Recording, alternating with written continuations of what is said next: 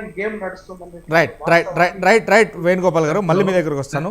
రాహుల్ గౌడ్ కాంగ్రెస్ రాష్ట్ర నాయకులు కూడా మనతో ఇప్పుడు లైవ్లో జాయిన్ అయ్యారు.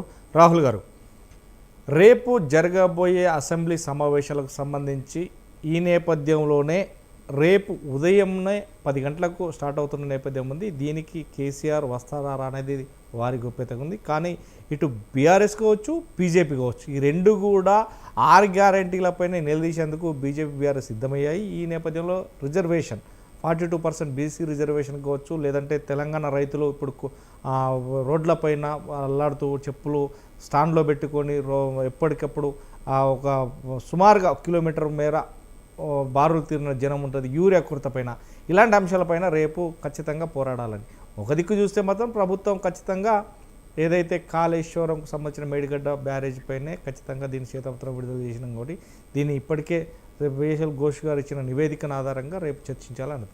అంటే రేపటి పరిస్థితులు ఎలా తట్టుకుంటారు, ఎలా మాట్లాడగలుగుతారు, అసలు రేపటి కార్యాచరణ ఎలా ఉండబోతుంది, వాడివేడి చర్చ అయితే జరుగుతానే తెలుస్తుంది. ముందుగా ప్యానల్ పెద్దలకు మీకు నమస్కారం సార్. ముఖ్యంగా ఏంటంటే తెలంగాణ రాష్ట్రం అంతా ఈరోజు హాట్ టాపిక్ కావడం కారణం ఏంటంటే కేసీఆర్ అసెంబ్లీకి రాడు. ఇప్పుడే కాదు, రేపు కూడా రావడానికి మాకు తెలుసు గన్ షాట్, దాంట్లో ఎటువంటి డౌట్ లేదు. ఎందుకంటే ఆయన తలుచుకోలేడు. ఎందుకంటే చేసిన తప్పులన్నీ కప్పిపుచ్చుకునేందుకు ఈరోజు ఫామ్ హౌస్కి పరిమితమైందని చెప్పి ప్రజలు ఒక ప్రతిపక్ష నాయకుడికి ఇచ్చారు. ఆ ప్రతిపక్ష నాయకుడు బాధ్యతలు కూడా అట్లీస్ట్ మోసడంటే ఒక బాధ్యతలు కూడా మోసలేడు. అసెంబ్లీలో గలం విప్పాలని మా ముఖ్యమంత్రి రేవంత్ రెడ్డి గారు మీరు చాలా వీడియోలో కూడా చూసే ఉంటారు. ఎందుకంటే ఒక రావాలి బాధ్యత ఉన్నది, నిన్ను గజ్వెల్ నుంచి ఒక స్థానిక ఒక ఎమ్మెల్యే గెలిపించారని చెప్పి గజ్వెల్ ప్రజలకు ఏం సమాధానం చెప్తావు అని చెప్పన్నాడు. ఇదివరకు మా కాంగ్రెస్ నాయకులు కూడా ప్రశ్నించారు. గజ్వెల్కి నియోజకవర్గానికి పోడు, అసెంబ్లీకి రాడు, దేనికి రాడు. ఎందుకంటే ఈ రాష్ట్రం పట్ల ఆయనకి బాధ్యత ఉంది. ఎందుకంటే గత 10 సంవత్సరాలు ఒక రాష్ట్రానికి ముఖ్యమంత్రిగా పాలించిండు.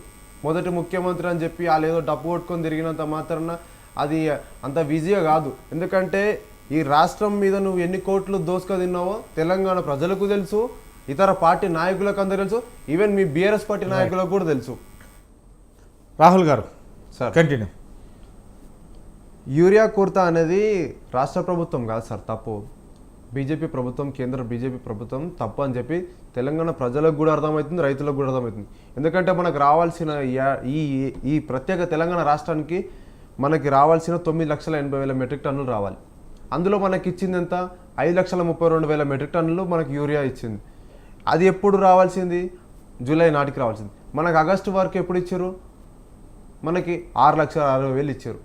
మనం ఇంత రోజుకింత లాస్ అవుతున్నాం. మనం గట్టిగా పార్లమెంట్లో మా 8 మంది ఎంపీలు మాట్లాడితే 50,000 మెట్రిక్ టన్నులు పంపించింది. ఈరోజు రాష్ట్ర ప్రభుత్వం మీద ఇంతగానో ప్రజలు వ్యతిరేకిస్తున్నారు అని చెప్పి దాన్ని చూసుకుంటూ మోడీ కానీ ఇక్కడ ఉన్న 8 మంది ఎంపీలను గెలిపించారు.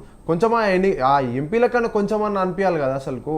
ఎందుకు అసలు తెలంగాణ ఉప్పు కారం తింటారు కదా, ఆ ఎంపీలన్నా ఏదైనా ఈ రాష్ట్రం ఇంక 2 కేంద్ర మంత్రులు ఉన్నారు ఈ రాష్ట్రానికి, వాళ్ళు అసలుకు దేనికి పనికిరారు. అసలుకు కేంద్ర ప్రభుత్వం నుంచి రూపాయి కూడా తీసుకురాకుండా ఇక్కడ నవ్వు కూడా తెలంగాణ రాష్ట్రంలో తిరుగుతురు. వరదలు వస్తే పట్టించుకోరు. ఏ దానికి ఈవెన్ నిన్న కూడా మీరు చూసారు కదా సార్, ఈవెన్ రేవంత్ రెడ్డి గారు కూడా ప్రత్యేకంగా అక్కడికి వెళ్ళి మరి మెదక్ అక్కడ మొత్తం పర్యటించి మరి చూసి మరి ఆ సమస్యలు విని మరి తెలుసుకొని ప్రజలు 4 హెలికాప్టర్లు సెంట్రల్ గవర్నమెంట్ నుంచి వచ్చిన హెలికాప్టర్లు వచ్చినంత వరకు దిక్కులేదు. కాపాడింది సెంట్రల్ గవర్నమెంట్ హెలికాప్టర్లు, సెంట్రల్ గవర్నమెంట్ బృందం. ఎందుకు మాట్లాడతారు మీరు సెంట్రల్ మినిస్టర్ల గురించి? వేణుగోపాల్ గారు మళ్ళీ మీ దగ్గరకు వస్తాం, మీ దగ్గరకు వస్తాం. వేణుగోపాల్ గారు, వేణుగోపాల్ యాదవ్ గారు మళ్ళీ మీ దగ్గర కనీసం తీసుకోపోయి కాపాడిన లేదు. రైట్ మంత్రులు కంటిన్యూ. మనం అసెంబ్లీ దాని గురించి మాట్లాడు కంటిన్యూ. తిరుగుతున్నారు. రైట్ వేణుగోపాల్ గారు, నేను మళ్ళీ దగ్గరికి వస్తాం. ఇప్పుడు అసెంబ్లీ గురించి అంటే రేపు చర్చ జరుగుతుంది సార్. రాష్ట్ర ప్రజలందరూ కేసీఆర్ రావాలని కోరుకుంటున్నారు.